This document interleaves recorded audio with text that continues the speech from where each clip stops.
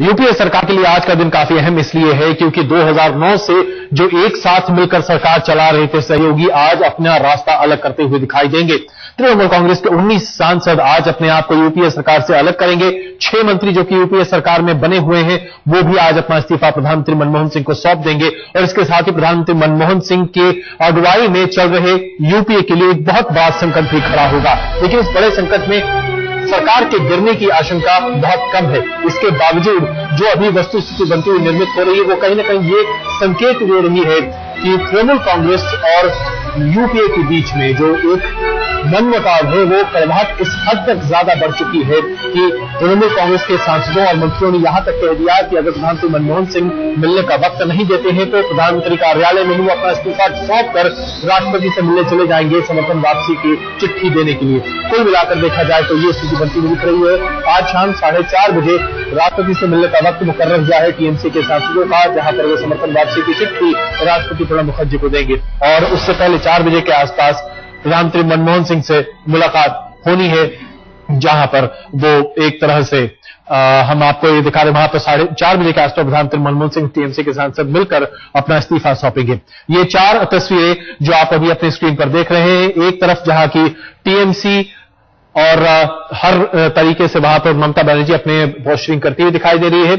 NCP का भी मुंह बंद होता हुआ दिखाई दे रहा है और त्रिपाठी साफ तौर पर कहते हुए दिख रहे हैं कि भाई हर कोई अपना फायदा देखता हुआ दिखाई दे सकता है। मुलायम सिंह यादव का कहना है कि 2014 तक वो सरकार को अपना समर्थन देने को तैयार है क्योंकि नहीं चाहते कि नरेंद्र मोदी की कोई सरकार या की अगुवाई में कोई सरकार या बीजेपी की सरकार केंद्र में आती हुई दिखाई दे। और प्रधानमंत्री मनमोहन सिंह जो कि आज जनता को अपना संबोधन करेंगे रात 8 बजे और बताएंगे कि कैसे सरकार ने जो फैसले लिए हैं वो अपने आप में काफी अहम हैं।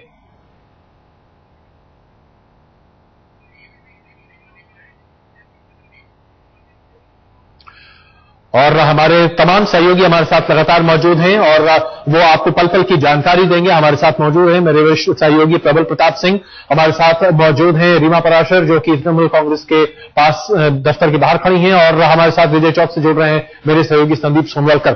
संदीप, सबसे पहले हम आपसे ये समझना चाहेंगे, कांग्रेस के लिए वाकई में संकट की स्थिति बनती हुई दिख रही है।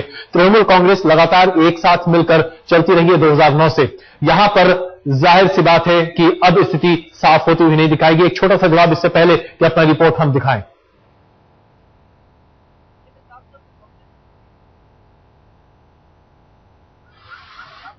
तृणमूल कांग्रेस गई इससे सरकार को थोड़ा असर पड़ा, लेकिन सरकार गिरेगी नहीं ये भी आश्वस्त है, जिससे कांग्रेस को लगता है कि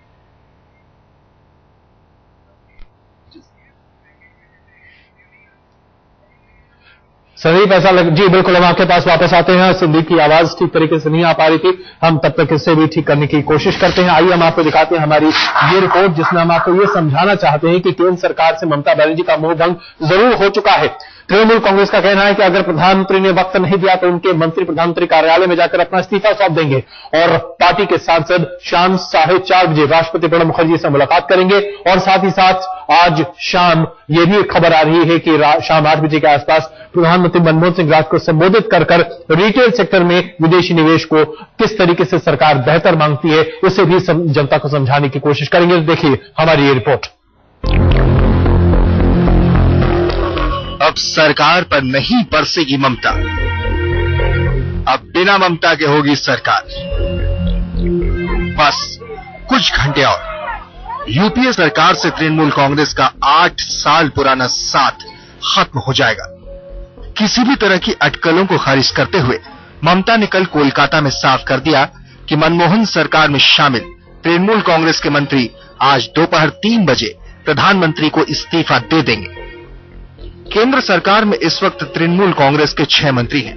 उनके नाम हैं मुकुल रॉय रेल मंत्री, सुदीप बंदोपाध्याय स्वास्थ्य राज्य मंत्री, सुल्तान अहमद पर्यटन राज्य मंत्री, सौगत राय शहरी विकास राज्य मंत्री, शिशिर अधिकारी ग्रामीण विकास राज्य मंत्री, सीएम जतुआ सूचना एवं प्रसारण राज्य मंत्री।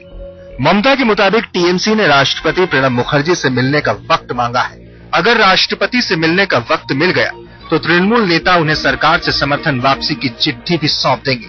साफ है ममता इस बार झुकने के मूड में नहीं और सरकार ने भी रिटेल में एफडीआई की मंजूरी की अधिसूचना जारी कर जता दिया है कि ममता को जाना है तो जा सकती है।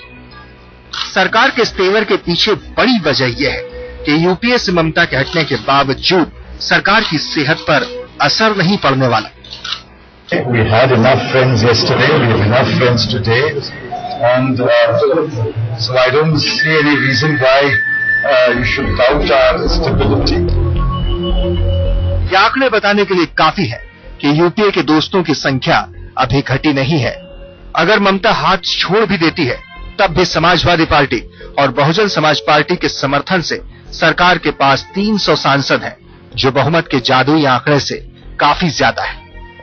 डेमोक्रेटिक सिस्टम में यही होता है, विरोध करने का तरीका सड़कों पर उतरना पड़ता है। गवर्नमेंट अपना काम करती है, विरोध अपना काम करता है। बीजेपी और कांग्रेस दोनों ही डाउन जा रही, इसलिए तीसरा फ्रंट ही चुनाव के बाद सरकार बनाए। लेकिन तीखे तेवर के लिए मशहूर दीदी को ये बातें रास नहीं आ रही। रिटेल में एफडीआई पर जारी अधिसूचना को लेकर देर रात उन्होंने सोशल नेटवर्किंग साइट फेसबुक को हथियार बनाकर सरकार पर हमला बोल दिया। अल्पमत की सरकार का ये कदम इसकी विश्वसनीयता पर सवाल खड़े करती है। पूर्व वित्त मंत्री ने 7 दिसंबर 2011 को लोकसभा में ये बयान दिया था कि किसी भी फैसले से पहले संबंधित पक्षों से सहमति ली जाएगी। इस परिप्रेक्ष्य में सरकार का ये कदम लोकतांत्रिक परंपरा के खिलाफ है। कहते हैं सियासत में ना कोई स्थायी दोस्त होता है और ना दुश्मन। सरकार से ममता का अलगाव यही साबित करता है। लेकिन अब आगे क्या? ममता कौन सा रास्ता चुनेगी? सरकार में तृणमूल के मंत्रियों की जगह कौन लेगा? अब माथापच्ची इन्हीं सवालों पर होगी। आज तक ब्यूरो।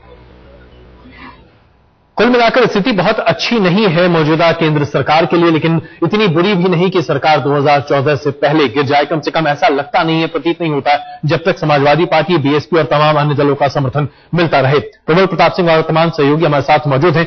प्रबल, अगर हम इसे मोटे तौर पर समझने की कोशिश करें, सरकार की स्थिरता पर शायद अभी सवाल नहीं है, लेकिन कहीं न कहीं सरकार अब मुंह दिखाने के लायक नहीं बची, क्योंकि आप सहयोगियों को साथ लेकर नहीं चल पा रहे, समन्वय समिति आप ठीक तरीके से नहीं चला पा रहे।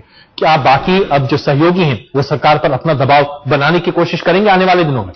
देखिए अजय, जहां तक सहयोगियों की बात है, ये बात बिल्कुल सही है कि सरकार के सामने दो मजबूरी है। एक मजबूरी ये है कि अगर वो आर्थिक सुधार के रास्ते पर आगे नहीं बढ़ेगी तो जिस तरह के पॉलिसी पैरालिसिस, जिस तरह के अपने इंडस्ट्रियल हाउसेस जो आरोप लगा रहे थे कि सरकार फैसले नहीं ले पा रही है, उससे हमारी अर्थव्यवस्था पर असर पड़ रहा है। एक तो, और दूसरा गठबंधन की मजबूरी। अब सरकार को यह तय करना था कि वो गठबंधन चलाए या फिर अर्थव्यवस्था के सुधारने के रास्ते में कदम उठाए, जिससे कि जो आरोप लग रहे हैं पॉलिसी पैरालिसिस के, वो आरोप न लगे, उन आरोपों को दरकिनार किया जाए और अर्थव्यवस्था सुधरे।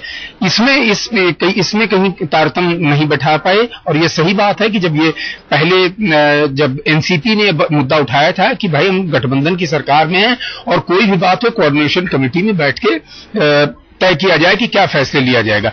लगता है कि कांग्रेस को इस बात का एहसास था कि अगर वो एफडीआई का मामला कोऑर्डिनेशन कमेटी में ले आती तो शायद एलाइज का इतना दबाव होता कि वो उस फैसले पे किसी अंतिम निर्णय पर नहीं पहुंच पाते। यही मजबूरी है कि सरकार को एक तरफ फैसला लेना पड़ा, और जिसका परिणाम यह है कि ममता बनर्जी को आज यूपीए से बाहर निकलने की नौबत आई। बिल्कुल। अब अगर हम रीमा से इस बारे में ताजा अपडेट लें, रीमा ये बताइए कि तृणमूल कांग्रेस की अब आगे की रणनीति क्या दिखाई दे रही? जाहिर सी बात है केंद्र सरकार में अब उनका दखल नहीं है। बंगाल के लिए जो पैकेज लेने की बात थी उस पर भी कोई सफलता मिलती हुई नहीं दिखाई दे रही है। ममता बनर्जी हालांकि 2013 में पंचायत चुनाव में और 2014 में लोकसभा के चुनाव में अपनी दमखम को दिखाने की कोशिश कर सकती हैं, लेकिन अभी उनके हाथ क्या लगा? देखिए अजय, अगर हम ममता बनर्जी के फायदे और नफे और नुकसान की बात करें तो ममता बनर्जी का इस वक्त अगर हम आकलन देखें तो वो ये मान रही है कि इस वक्त जो 19 सांसद हैं वो अगर कांग्रेस से हटती है और जिस तरह से अभी कुछ ही देर बाद कांग्रेस के भी मंत्री अपना इस्तीफा सौंप देंगे ममता बनर्जी को, यानी वहां पर भी गठबंधन खत्म होगा। इस गठबंधन को अगर साथ लेकर चला जाता तो ये आंकड़ा ज्यादा नहीं बढ़ता, क्योंकि ममता बनर्जी को ऐसा लगता है कि इस वक्त यूपीए सरकार जिस रास्ते पर चल रही है और जिस तरह से खड़ी हुई है वहां पर बहुत ज्यादा फायदा ममता को नहीं मिलने वाला था, क्योंकि वो जहां मां माटी मानुष की बात करती है तो उनकी कंस्टिट्यूएंसी इससे हल नहीं हो रही थी। अब ममता बनर्जी का आकलन यह है कि कांग्रेस से हटने के बाद, यूपीए से निकलने के बाद 30 से 32 सांसद लेकर आ सकती है, ऐसा वो मानती है। तो कहीं ना कहीं किसी गठबंधन में वो नहीं जाएंगी, ये बात वो साफ कर चुकी है। पंचायत चुनाव में सबसे पहले फोकस रखा जाएगा और यही वजह है कि आज का दिन चुना गया है शुक्रवार, और ममता बनर्जी ने अपना वो कंस्टिट्यूएंसी को भी हल करने की कोशिश की है जो मुस्लिम फैक्टर काम नहीं कर रहा था अब से कुछ ही दिनों पहले ममता के पक्ष में। तो कहीं ना कहीं दो तरह से ममता बनर्जी फायदा देख रही है। एक तरफ वो अपनी कंस्टिट्यूएंसी को वापस पाना चाहती है और दूसरी तरफ वो ये दिखा रही है कि जब भी आम आदमी और गरीब की बात आती है तो वो राजनीति में रहने की बात नहीं करते, बल्कि उनके पक्ष में जाकर बात करते हैं। बिल्कुल आम आदमी की बात यहां पर उठाने की कोशिश कर रही है। संदीप, हम आपसे समझना चाहेंगे, एनसीपी जो कि लंबे समय से सरकार की सहयोगी रही है, आज उसने भी जरा तीखे तेवर दिखाए हैं। कुछ दिनों पहले शरद पवार ने कोऑर्डिनेशन कमेटी की मांग भी रखी थी।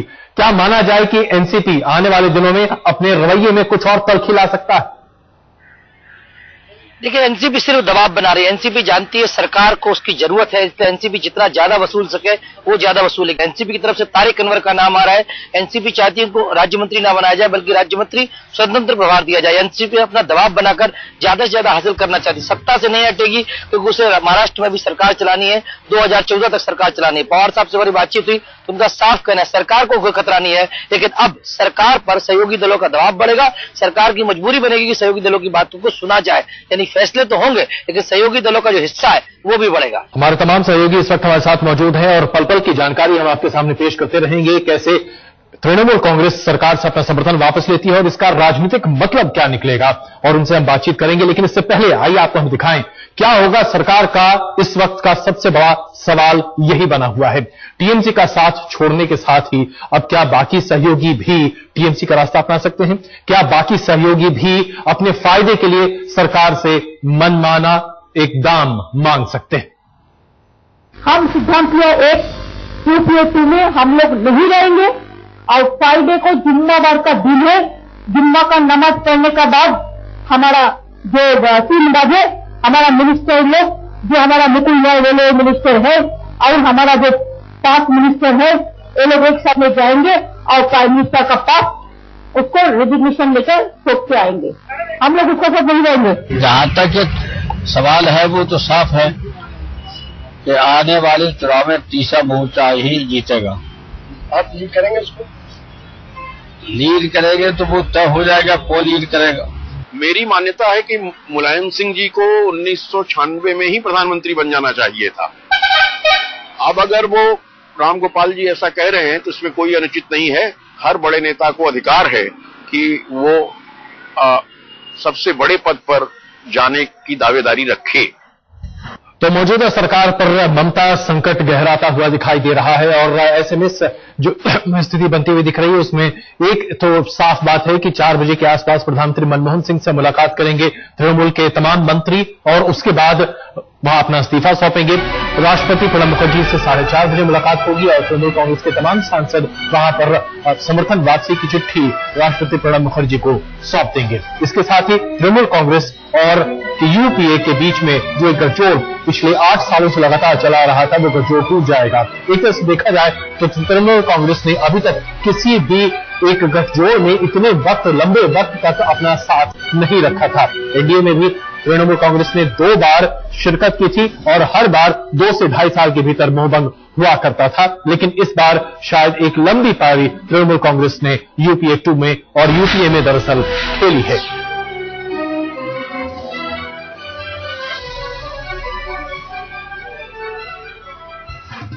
और हमारे तमाम सहयोगी इस वक्त हमारे साथ मौजूद हैं जिनके जरिए हम आपके सामने इस पूरे घटनाक्रम को समझाने की कोशिश करेंगे। मेरे साथ मनोजिया लोहियाल मौजूद हैं, मेरी सहयोगी कोलकाता से, हमारे साथ रीमा पाराशर तृणमूल कांग्रेस के दफ्तर दिल्ली से मौजूद हैं, संदीप सोलकर विजय चौक से मौजूद हैं और प्रबल प्रताप सिंह मेरे सहयोगी इस वक्त हमारे साथ मौजूद हैं। इन सबों से हम बातचीत करेंगे, लेकिन उससे पहले आइए आपको दिखाते हैं कि तृणमूल कांग्रेस के मंत्रियों की विदाई आज किस तरीके से हो रही थी। गुलाम नबी आजाद जो कि स्वास्थ्य में मंत्रालय में केंद्रीय मंत्री हैं, उनके मातहत काम करने वाले सुदीप बंदोपाध्याय जो कि राज्य मंत्री हैं, आज जब वो अपना इस्तीफा दे रहे थे तो ये तस्वीरें देखने को मिली। कांग्रेस के लीडर तो है ही है, लेकिन हमारे बहुत ही करीबी दोस्त हैं और कई वर्षों से, और यूथ कांग्रेस में हम सब लोग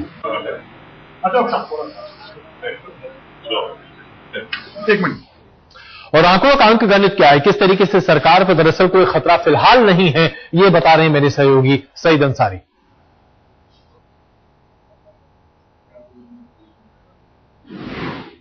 खुश है और कांग्रेस इतनी कॉन्फिडेंट क्यों है, हम आपको आंकड़े के जरिए बताते हैं, समझाते हैं कि आखिर कांग्रेस जो इतनी खुश है और कांग्रेस ने जो ठेंगा दिखाया है वो क्यों दिखाया। कांग्रेस प्लस 232 किस तरह से, देखिए हम आपको बताएं कि अगर 19 सांसद ममता बनर्जी के हैं टीएमसी के, इन्हें जोड़ लिया जाए, डीएमके 18 हैं, समाजवादी पार्टी 22 जो कि बाहर से ये समर्थन दे रही है समाजवादी पार्टी की हम बात करें, और साथ ही साथ मायावती भी हैं जिनके 21 सांसद हैं। ये बाहर से सरकार को समर्थन देने वाली पार्टियां हैं जिसमें आरजेडी भी शामिल है लालू प्रसाद यादव की, और जेडीएस देवेगौड़ा की ये पार्टी, जेडीएस के 3 सांसद हैं जो सरकार के साथ हैं। कुल मिलाकर ये देखिए बहुजन समाज पार्टी सब मिलाकर अगर हम बात यहां पर करें तो 232 का आंकड़ा हो जाता है यहां कांग्रेस मिला के, कांग्रेस और ये सब मिला लीजिए 232 के साथ। लेकिन यहां पर हम आपको बता दें कि बाहर से समर्थन देने वालों में समाजवादी पार्टी है, बहुजन समाज पार्टी है, आरजेडी, जेडीएस बाहर से समर्थन दे रहे हैं। लेकिन अब अगर हम यहां बीजेपी के 129 हैं, साथ में जेडीयू जोड़ लेते हैं जो कि 20 है, बीजेडी हालांकि साथ में नहीं है बीजेपी के, एनडीए के साथ नहीं है, लेकिन फिर भी मान लेते हैं वहां पर 14, लेफ्ट भी साथ में नहीं है। ये हम आपको इसलिए सब कुछ दिखा रहे हैं क्योंकि आज कल सरकार को हर किसी की जरूरत पड़ सकती है, कोई भी सहयोगी किधर भी आ सकता है। जैसे बीजेडी के बारे में खबरें चली थी कि वो सरकार के साथ आती, गुप्त समझौता हुआ है, हालांकि नवीन पटनायक ने इस बात को नकार दिया था। एआईडीएमके भी है। हम आपको ये बता दें कि लोकसभा की जो कुल सीटें हैं 541 सांसद हैं, क्योंकि 2 सांसदों की सीटें जो हैं राष्ट्रपति बनने की वजह से प्रणब मुखर्जी की और विजय बहुगुणा जो कि उत्तराखंड के मुख्यमंत्री बन गए थे, वो इसलिए 2 सीटें उनकी खाली हैं। उस गणित से 271 का आंकड़ा यहां पर बनता है और बहुमत के लिए 271 का आंकड़ा है, 319 यानी कि 48 ज्यादा अभी भी यहां पर है कांग्रेस के पास। लेकिन ममता बनर्जी की जो मंत्री है, 6 मंत्री, आज अगर वो इस्तीफा दे देते हैं तो 19 कम हो जाएंगे। अगर सरकार से बाहर जाती है ममता बनर्जी यानी कि तृणमूल कांग्रेस, तो यानी कि 19 कम हो जाते हैं, और अगर 19 कम होते हैं तो भी 29 ज्यादा है। यहां पर 231 का जो जादुई आंकड़ा है, जो बहुमत है उसके हिसाब से ममता बनर्जी का अलग होने के बाद। लेकिन समाजवादी जो पार्टी है उसकी अगर हम बात यहां पर कर लें, वो आज जो कल जो बंद हुआ था उसमें भी शामिल थी, और समाजवादी पार्टी अगर अलग हो जाती है तो क्या होगा, 22 अगर अलग हो जाते हैं तो फिर भी बहुमत से 7 अंक ज्यादा है, यानी कि 7 सांसद ज्यादा हैं सरकार के पास, यहां कोई खतरा नहीं। लेकिन इसी तरह से बीएसपी के 21 सांसद हैं, बहुजन समाज पार्टी बाहर से समर्थन दे रही है। अगर बहुजन समाज पार्टी आ जाती, मतलब यह हुआ कि समाजवादी पार्टी, तृणमूल और बहुजन समाज पार्टी एक साथ आकर समर्थन वापस ले लेते हैं, तो फिर सरकार के लिए बहुत बड़ा संकट यहां पर है। 271 में से 14 कम कर लीजिए, सीधे बहुजन समाज पार्टी के साथ आते ही 14 कम हो जाते हैं। अब मान लीजिए ये 14 कम है, तो 14 की भरपाई कहां से होगी? बीजेपी के साथ जो लोग हैं उनमें से कौन आ सकता है? सबसे पहले बीजू जनता दल, हालांकि नवीन पटनायक मना कर चुके हैं, इनकार कर चुके हैं, लेकिन अगर बीजेडी आ जाती है 14 लेकर, तो ये बिल्कुल सटीक आंकड़ा बैठता है 271, यानी कि बहुमत हासिल कर लेगी कांग्रेस और यूपीए। इसके अलावा जेडीयू की बात आप कर लीजिए। देखिए, नीतीश कुमार पहले ही कह चुके हैं कि नीतीश कुमार यानी कि जनता दल यूनाइटेड उसी को समर्थन करेगी जो बिहार को विशेष राज्य का दर्जा देगा, विशेष पैकेज देगा। तो अगर ऐसे होता है तो 20 ज्यादा हो जाते हैं।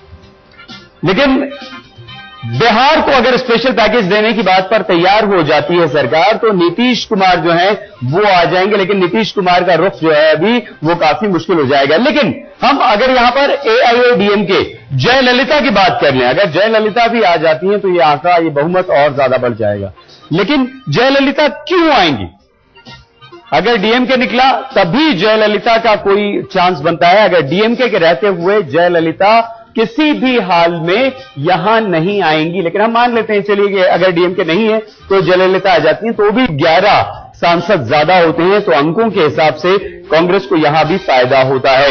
ये सब पूर्वानुमान है, हम सिर्फ अंदाजा यहां पर लगा सकते हैं कि क्या क्या हो सकता है, और इसीलिए जो सरकार है वो बहुत ज्यादा कॉन्फिडेंट नजर आती है। लेकिन आज का दिन है वो बहुत अहम इसलिए है कि ममता बनर्जी के 6 के 6 मंत्री प्रधानमंत्री मनमोहन सिंह को अपना इस्तीफा सौंप सकते हैं। ममता बनर्जी अगर सरकार से समर्थन वापस ले लेती है तो 19 सीधे कम हो जाएंगे और सरकार को फिर यह डर लगेगा कि कहीं ऐसा ना हो कि मुलायम सिंह यादव उनसे अलग हो जाएं, कहीं ऐसा ना हो कि बहुजन समाज पार्टी यानी कि मायावती उनसे अलग हो जाए। हालांकि मायावती और मुलायम सिंह का एक साथ एक तरफ जाना बहुत मुश्किल लगता है, जिसकी संभावना बहुत बहुत कम है। तो आज का दिन अहम। हम आपको यहां पर एक बात जरूर बता दें कि इन पूरे आंकड़ों में से अभी कुछ भी तय नहीं है, लेकिन हमने आपको विकल्प बताए हैं कि सरकार के पास विकल्प क्या क्या हैं और सरकार क्यों कॉन्फिडेंट नजर आ रही है, क्यों सरकार ने ममता बनर्जी को ठेंगा दिखा दिया है, क्यों सरकार की तरफ से ममता बनर्जी से बातचीत करने की कोशिशें नहीं हुई हैं, क्यों सरकार ने ममता बनर्जी की आज की शुक्रवार 3 बजे तक की समय सीमा खत्म होने से पहले कोई फैसला क्यों नहीं किया। सरकार के तमाम पॉलिटिकल मैनेजर्स का ऐसा मानना है कि कम से कम आज सरकार खतरे में नहीं है और इसी वजह से सरकार बिल्कुल एफडीआई के मुद्दे पर, खास करके रिटेल सेक्टर में विदेशी निवेश के मुद्दे पर आगे बढ़ती हुई दिखाई दे रही है। हमारे तमाम सहयोगी हमारे साथ मौजूद हैं और अभी ये खबर आ रही है कि शिवसेना की तरफ से ऐसा कहा जा रहा है सूत्रों के हवाले से कि शिवसेना नहीं चाहती है कि मध्यावधि चुनाव हो। साहिल जोशी हमारे सहयोगी भी इस वक्त हमारे साथ जुड़ रहे हैं मुंबई से। साहिल, ये बताइए कि इस तमाम उहापोह में शिवसेना अचानक क्यों कूद रही है और मध्यावधि चुनाव न हो ऐसी बात क्यों कहना चाह रही है? क्या अटेंशन सीख करने की उनकी ये कोशिश है?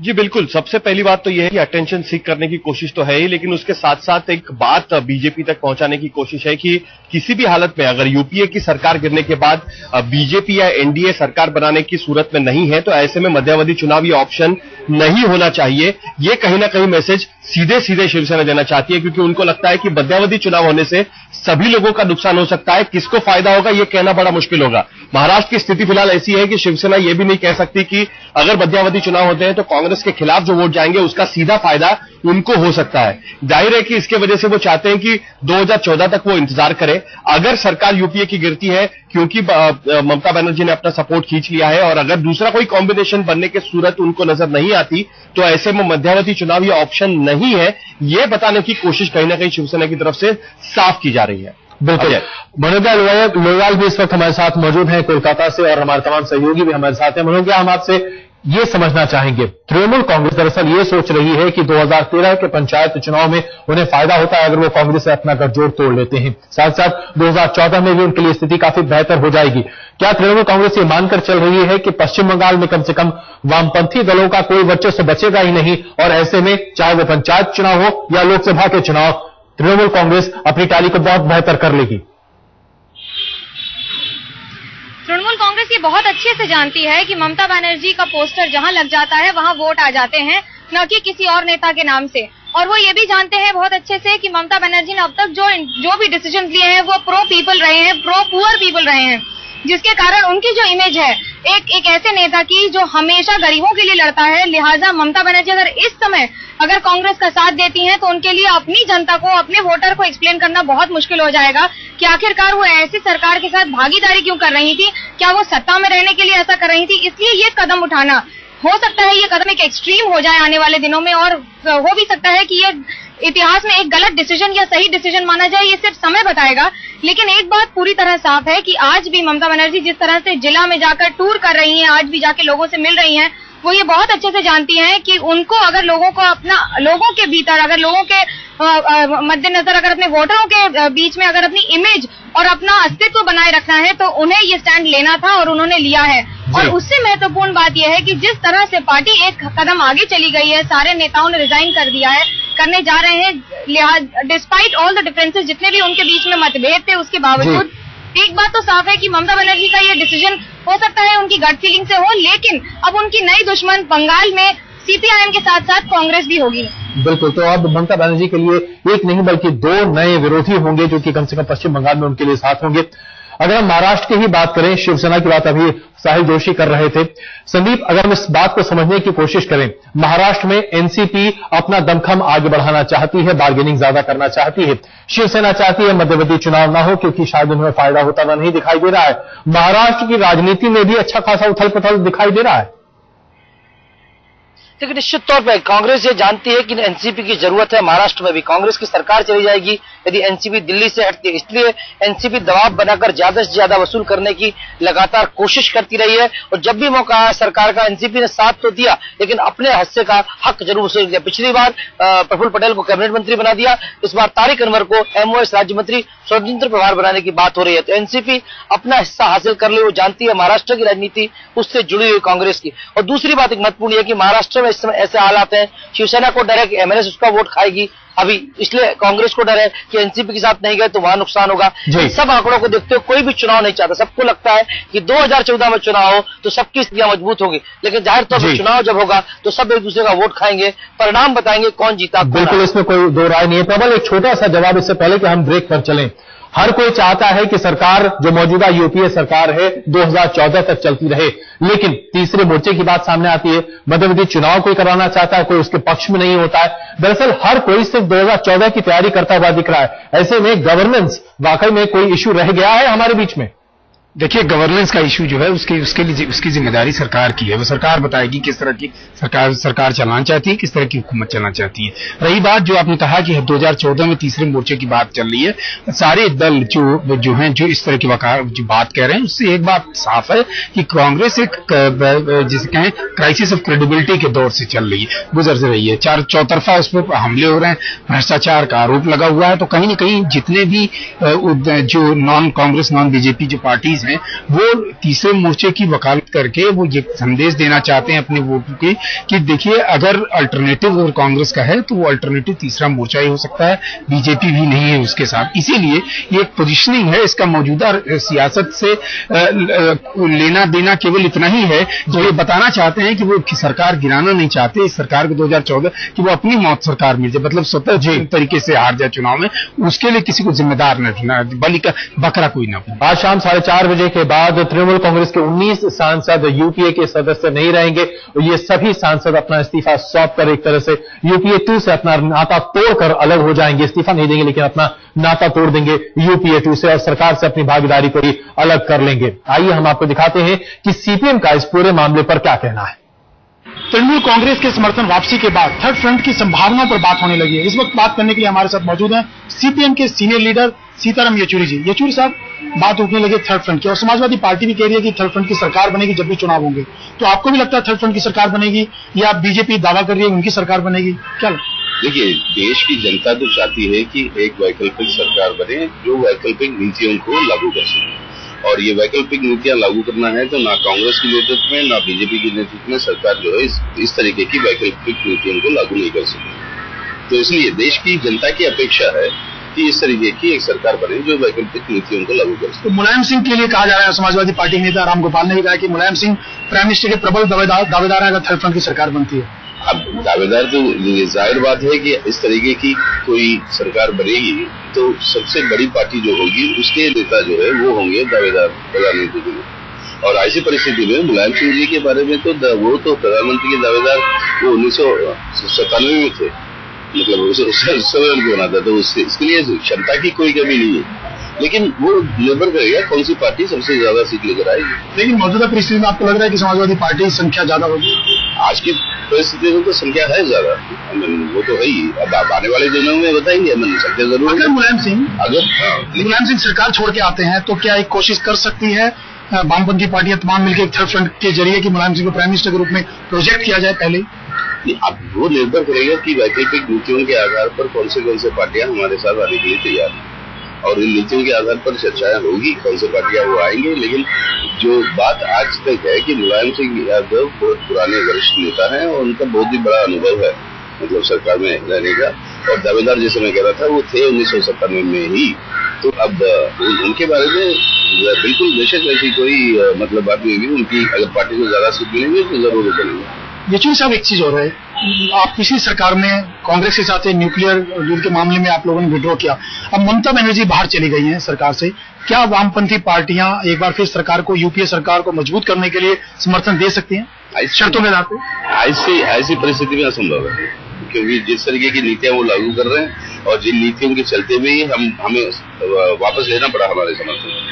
अब आज की परिस्थिति में बहुत आगे बढ़ चुके हैं वो इन नीतियों के चलते हुए कि लगता नहीं कि आज की परिस्थिति में ये संभव है। देखिए, जरूरत पड़ी, आप लोग कहते थे कम्युनल फोर्सेज को रोकने के लिए हम लोग समर्थन देंगे, आपके ये शब्द होते थे, तो क्या आपको लगता है कि अगर ऐसा वक्त आया तो आप यूपीए कांग्रेस सरकार को समर्थन दें? ऐसी नौबत मेरे ख्याल से आएगी नहीं, क्योंकि आज की परिस्थिति में अगर कोई वैकल्पिक बात अगर उठी देश के अंदर तो वो होगा एक ऐसे मोर्चे की सरकार जिसके अंदर ना कांग्रेस ना बीजेपी शामिल है।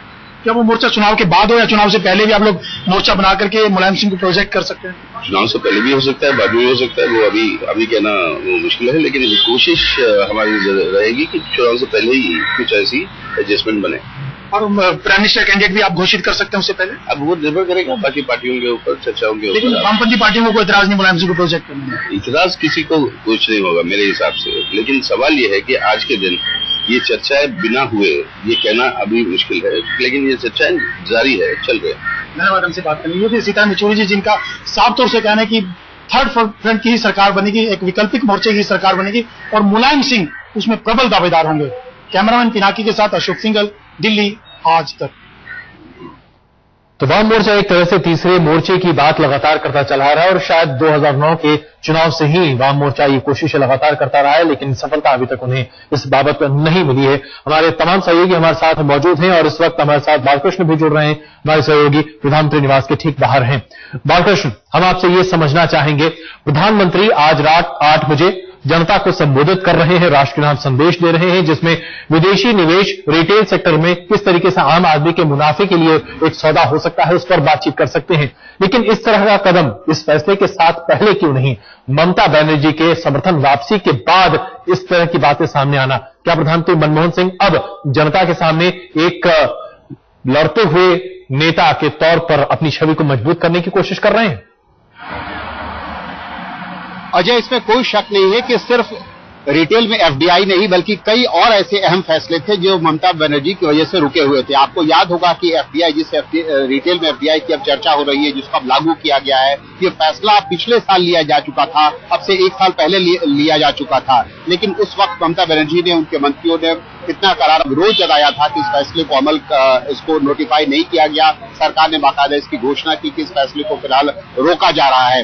और कई ऐसे फैसले हैं, जैसे आप लैंड रिफॉर्म बिल की बात करें, लैंड एक्विजिशन बिल की बात करें, उस फैसले को भी रोका गया था। एविएशन में एफडीआई का जो फैसला था उसको भी रोका गया था। और कहीं ना कहीं लगातार ये संदेश आ रहा था, खुद मनमोहन सिंह इस बात से परेशान थे कि कई अहम फैसले जिसको लेना चाहते हैं, जिसके पीछे वो अपनी पूरी ताकत लगा रहे थे, वो फैसले नहीं लिए जा सके थे। खासतौर पर अगर आप रेल टीएमसी की बात करें, रेल मंत्रालय को लेकर प्रधानमंत्री लगातार चिंतित थे। इंफ्रास्ट्रक्चर पर उनका जोर था, लेकिन जिस तरह से रेल मंत्रालय को चलाया जा रहा था, मुकुल राय लगातार कोलकाता में रहते थे, दिल्ली में आमतौर पर कैबिनेट की बैठक में मौजूद नहीं होते थे। तो आप कह सकते हैं कि अब ममता बनर्जी अब सरकार के साथ नहीं है, सरकार तेजी लाएगी इन फैसलों में। जी प्रबल, अगर देखा जाए जो मौजूदा हालात बनते हुए दिखाई दे रहे हैं, 2008 में परमाणु संधि को लेकर अमेरिका के साथ भी ऐसे ही हालात बनते हुए दिख रहे थे और उस वक्त भी मनमोहन सिंह ने राष्ट्र को संबोधित करने की कोशिश की थी, संबोधित किया था दरअसल, और समझाने की कोशिश की थी कि कैसे परमाणु संधि देश हित में है।